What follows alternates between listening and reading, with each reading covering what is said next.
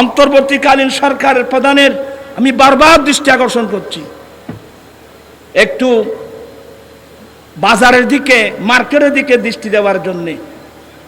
আজকে যারা গরিব, অসহায়, কাঙ্গাল, আলুর দাম কত করতে নাই? পুরান আলু 80 টাকা, নতুন আলু। আমি আমার প্রধান উপদেষ্টা মহোদয়ের দৃষ্টি আকর্ষণ করছি, এই যে গরিব গরিব রিক্সাওয়ালা, ঠেলাগাড়িওয়ালা গরিব মানুষ, এই দামের তরি তরকারিগুলো ওরা কিভাবে কিনবে আমাকে বলেন তো।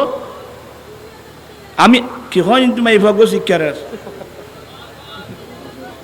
ফল হইতে ঠিক আছে, আর বললে কি বলতে চাচ্ছিলাম, আমি অন্তর্বর্তীকালীন যারা প্রধান আছেন, আমি আপনাদের দৃষ্টি আকর্ষণ করছি, একটু গরিবের দিকে দৃষ্টি দেন, একটু মার্কেটের দিকে, নিত্য প্রয়োজনীয় জিনিসের দামের দিকে একটু দৃষ্টি দেওয়ার জন্য আমি অনুরোধ জানাচ্ছি। এটা আমার ইমানি দায়িত্ব। আজকে মানুষ কষ্ট পাচ্ছে, বেশি কষ্ট পাচ্ছে। আরেকটা হলো রাস্তার মধ্যে